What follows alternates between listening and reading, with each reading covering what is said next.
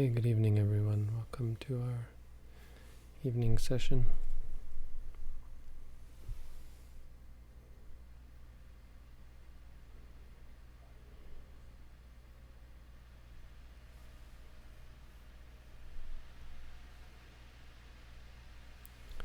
Buddha talked a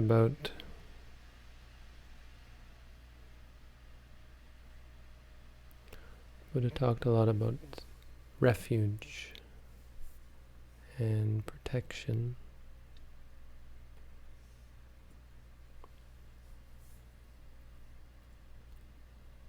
Basically, the Buddha saw problems. He saw problems. He saw suffering.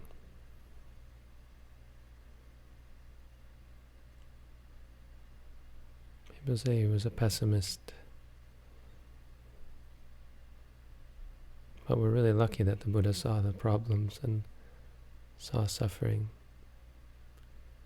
and that his concern was so much about things like refuge and protection.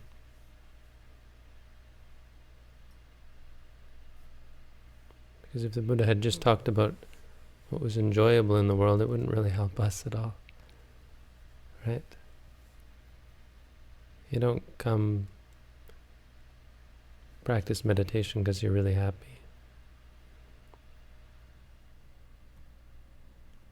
Come to practice meditation generally because you see the problem,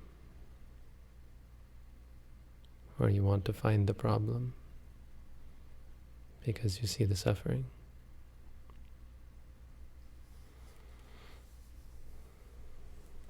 There's much danger in the world. There's much that we are susceptible to. Simple facts of life, old age, sickness, death. But beyond that, there's so much. The ordinary person is so vulnerable. Rich or poor, doesn't really matter. Our susceptibility, our vulnerability.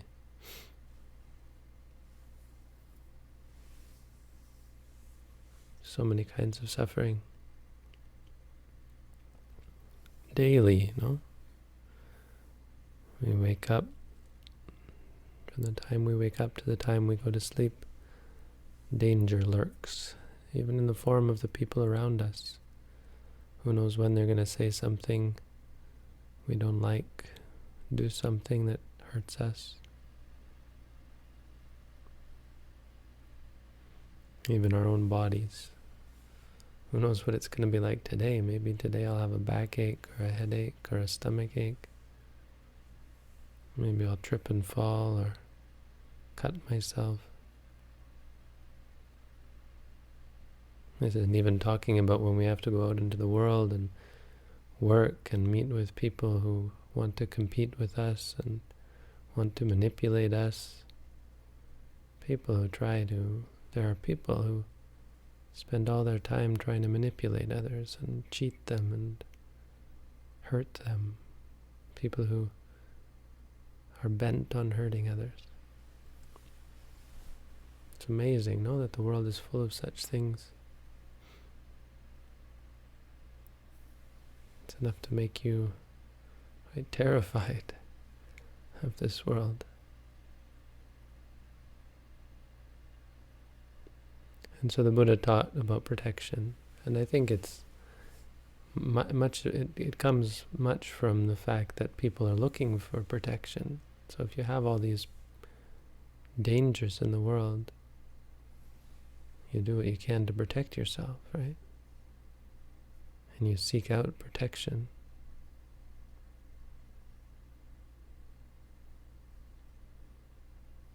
So where do we find protection? Right? This is the question. The Buddha said, sanata bhikkhave viharata. Dwell with protection. Dwell as one who has a refuge. Ma anatha, not as one without refuge. Don't just be this happy-go-lucky person that just hopes that everything turns out all right. and suffers terribly when things go wrong. Be invincible. Dukkhaṃ bhikkhave anātha viharati. Anātho viharati. One without a refuge dwells in suffering.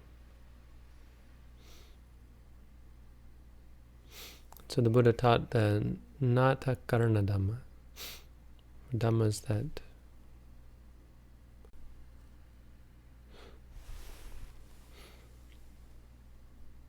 these dhammas act as protection.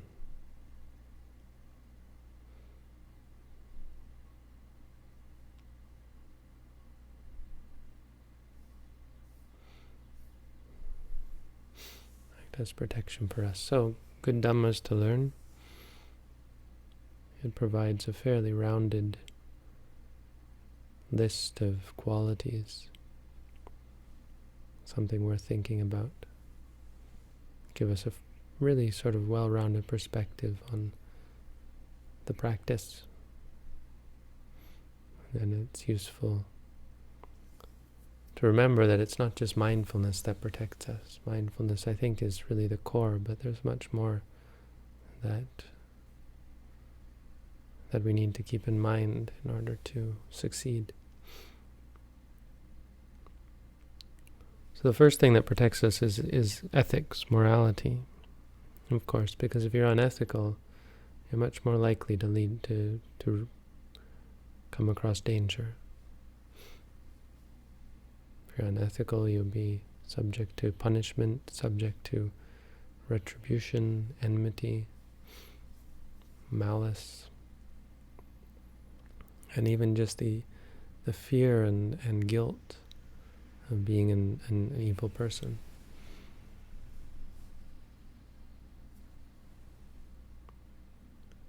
Achara gochara sampanno, one who knows what is suitable and what is unsuitable. Number 2, one is a bahusutta, one has learned much. It's much learning. So coming to these talks every night, you learn more and more, not just about yourself, but about the broader theory behind the practice. You guys spend all day learning about yourself, but you come here, I can't teach you about yourself, but I can give you some theory that will help you when you practice to learn about yourself. So to have learned much, this is very useful so that you don't get lost. If you learn just a little, it's easy to get stuck because you think that what you know is everything, and you build a small picture and think it's the big picture. And it's easy to get lost because you have to fill in the blanks yourself. Then you get the wrong idea about the practice. But when you've studied a lot, it's much harder to get lost like that.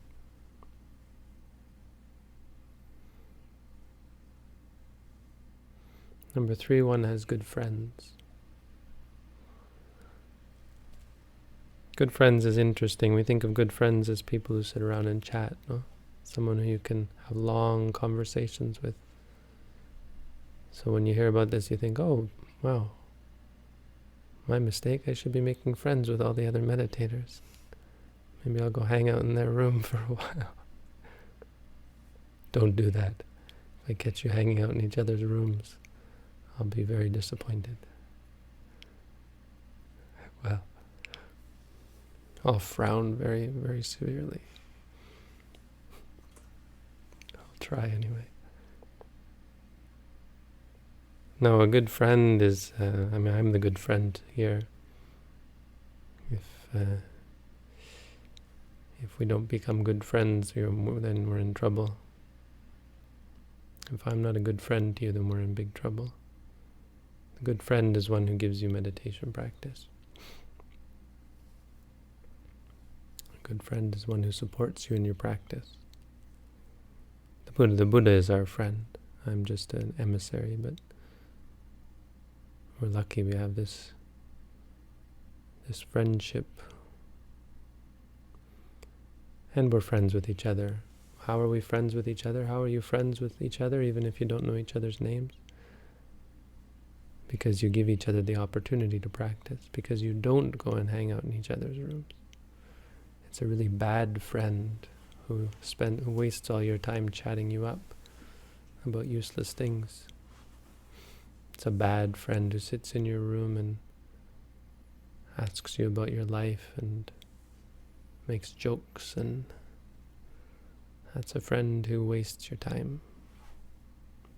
A good friend is the one who says, that person's meditating, I will just let them be, give them the opportunity to learn about themselves. It's quite difficult, just to live in such close quarters and not waste each other's time. Not distract each other from the practice. You're doing such a good service to each other, being such good friends to each other by not interacting, by purposefully being peaceful with each other. You all are supporting each other's practice. You think about it. Think about how supportive it is to see other people practicing, and imagine how everyone else is feeling about you when they see you practicing.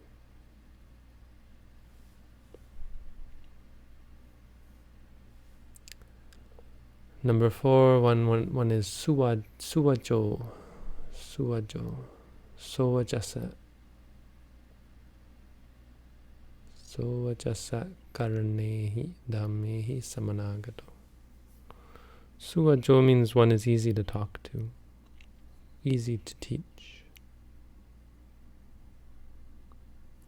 Easy to teach, this is a refuge because nobody wants to teach someone who's hard to teach.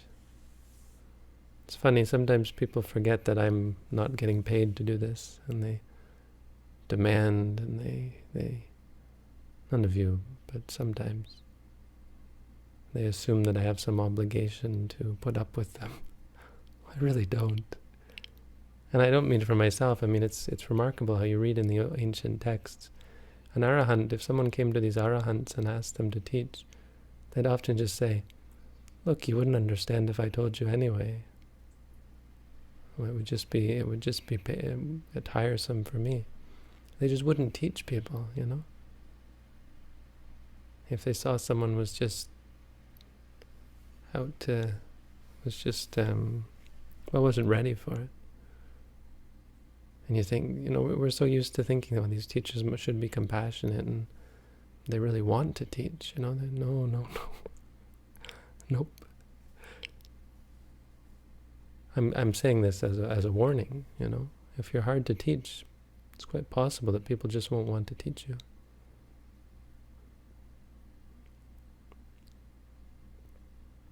And nobody's under any obligation to do so.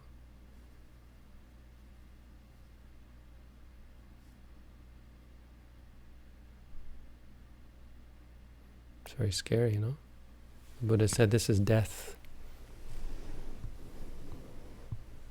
It's death if people think, this person's not worth teaching. It's death for a monk, death for a Buddhist. Never be like that. Always be someone who's easy to teach. Doesn't mean you have to agree with everything, but if you find that a teacher or teaching is not for you, you ask questions. But if you really feel like you just can't understand and can't agree with it, then go away. Go somewhere else. Find another teacher.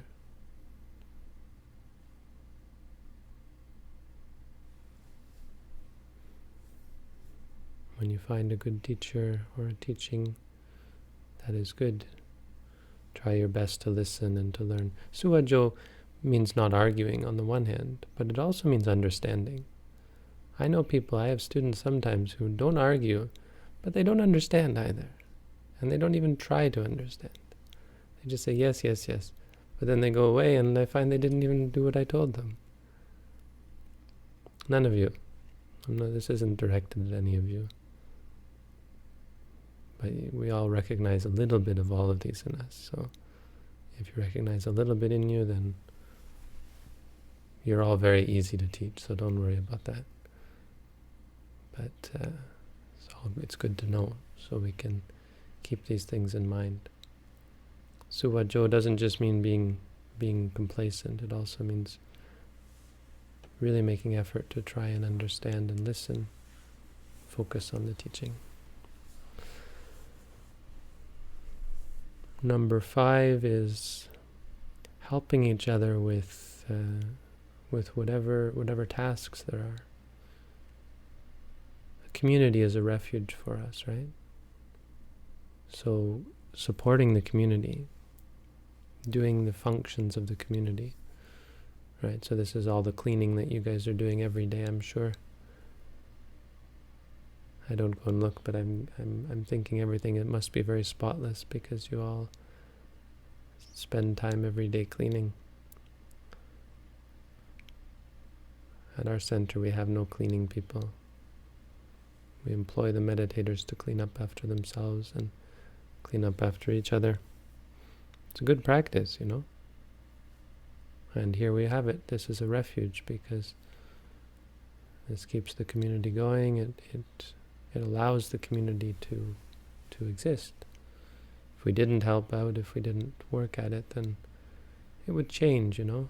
If we had to employ someone or something, we never would, but suppose some meditation center that has employees that do this work, then they start to, they charge money, and it goes very much downhill, I would say. When you just help out, when we run as a community, and you think of this as your home, and you be responsible for it, this is a refuge. This allows us to have this beautiful meditation community.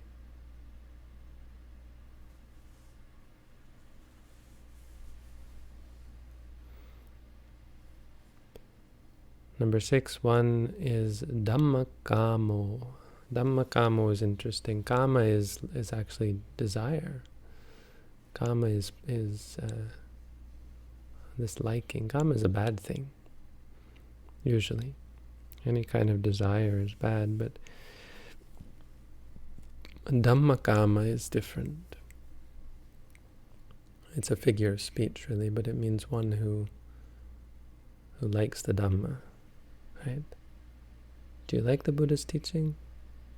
Or do you secretly hate it and just swallowing this bitter pill? If you don't like the Buddha's teaching and you're just putting up with it because we give you a meditation practice, then it's a problem. I think sometimes we do once in a while get people like that who aren't interested in Buddhism, but they just want to learn how to meditate, and well, this is the only place they could find, something like that. Or it was free or something like that. That's a problem. Makes it very difficult to succeed.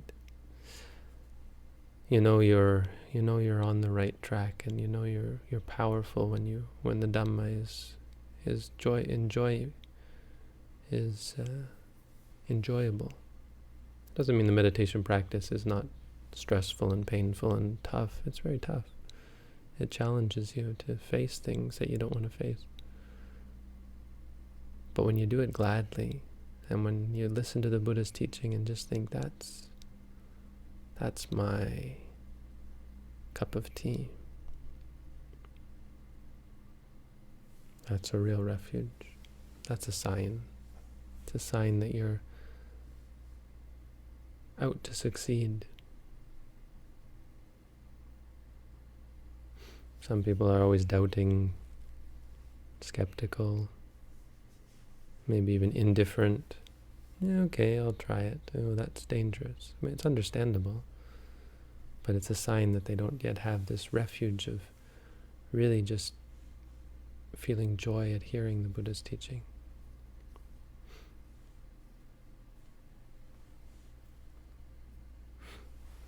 Feeling joy at the idea of practicing meditation. That's a real refuge. Number 7, Number 7, one has strong effort. Arada viryo. Arada viryo. One is energetic. Laziness, of course, is our enemy. When you're energetic, this is a refuge. It's a refuge because it means you keep going. You don't have to push hard or anything in the practice. Energy is always a tricky one because if you push, it becomes controlling, trying to control. Real energy is mental. It's even when you're very tired, the energy to continue to be mindful to the moment you fall asleep.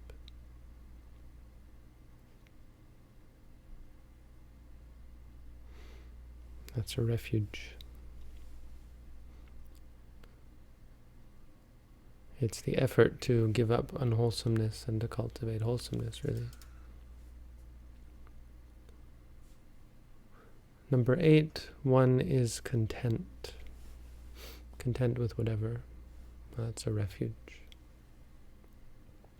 Discontent is a big danger, especially for a meditator.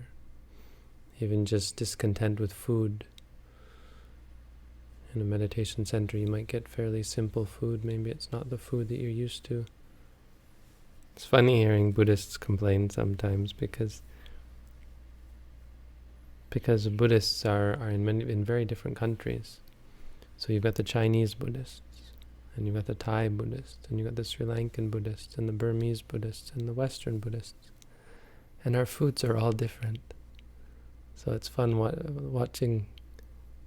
watching us in each other's cultures and complaining about the food.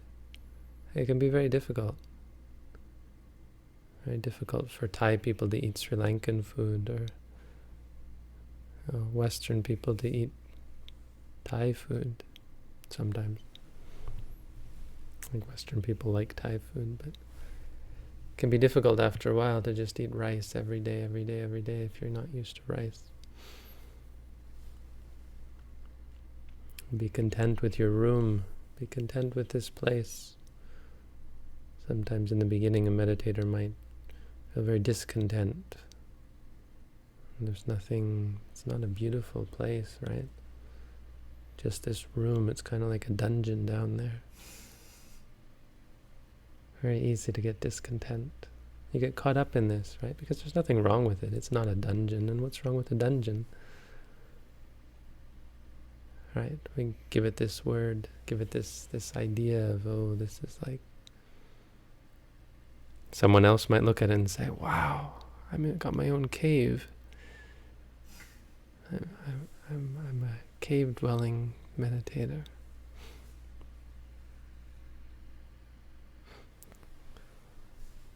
And be very happy with it. Cultivating contentment is important. Oh, it's incredibly important. Contentment really describes the path in one way, describes the goal in one way. Contentment means not wishing things were otherwise. Contentment means objectivity. However it is, I'm still happy. I'm still at peace. Number 9 is mindfulness, of course. We have to include mindfulness in here. One has mindfulness. And the Buddha uses a term that's we don't talk about much. It's sati nepaka. Sati nepaka. Nepaka is from nipaka. Nepaka means like discerning. And there's lots of words that pair with mindfulness. And we don't have to read too much into it. But basically what the Buddha is saying is, he used sati and it involves itself often with wisdom. So we have sati sampajanya. Sampajanya is also wisdom.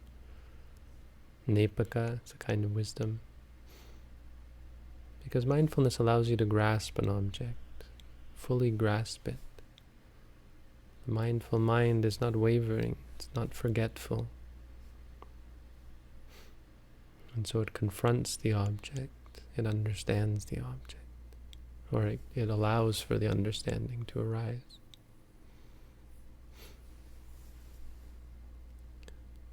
And of course, that's our greatest refuge. And the Buddha elsewhere has said that one dwells with oneself as a refuge by practicing the 4 satipatthana. The 4 foundations of mindfulness are the greatest refuge, because they make you invincible. If you can cultivate that objectivity, then what could possibly hurt you? Everything in existence boils down to experience, right? There's nothing out there that's not going to be experience. And if you can be at peace with experience, so you're not judging it, then you're invincible. Nothing can hurt you. Nothing can make you suffer. And number 10 is wisdom. So sati goes with wisdom. Satipanya. Nibedikaya sammadukha kaya gaminiya. Wisdom that leads to detachment. Oh no, penetrating wisdom. Noble, penetrating, and leading to the right destruction of suffering. So we talk a lot about wisdom. Wisdom, it's really the key, and it's really the pinnacle in Buddhism. But wisdom isn't something that you study or something that you hear, right? Wisdom means to know. Wisdom is when you see that the things you thought were worth clinging to are not worth clinging to. It doesn't even feel like wisdom. It's not how we think of wisdom in the West.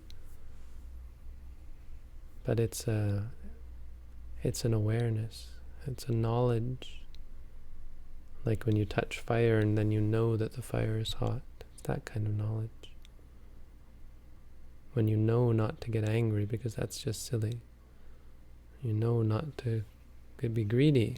When you eat and you're no longer attached to the food because you've learned that food is not worth clinging to.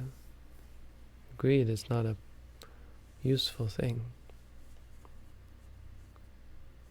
So the Buddha said, Sanata bhikkhave viharata. Dwell as one with a refuge. And these are 10 dhammas that allow one to have a refuge, to have a protection. There you go, that's the Dhamma for tonight. Something useful for us. Many things that are helpful in our practice, hopefully. Thank you.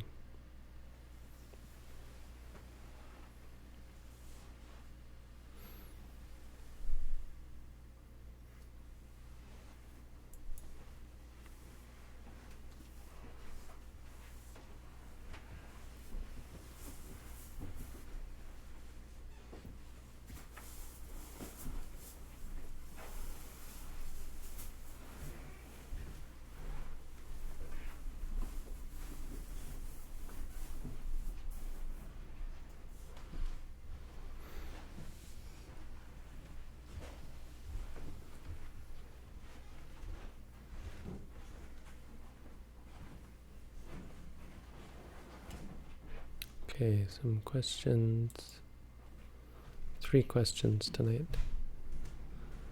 Should one have increasing meditation time or just be more content with the present reality? Are there ways to increase mindfulness without formal meditation? One should do both, ideally. But, it's not magic. There's no magic formula. We're talking about building habits. And at the same time as you're building the habit of being mindful, other habits are conflicting with it. So if you're just relying on daily mindfulness, well, the question is, how mindful can you be? And in the beginning, probably not very much, because it's a new habit.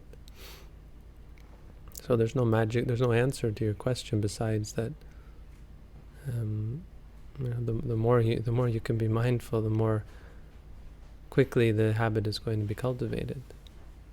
It's completely up to you how long it takes you to cultivate mindfulness. Okay. I lost one question. Did I delete the wrong question, or did someone else delete it? One of the 5 precepts not to harm living things came upon a spider. Does that precept apply to living things? Yes, it applies to animals, peoples, bugs. Doesn't apply to plants. Just to sentient beings. And that's it. So thank you all for coming out.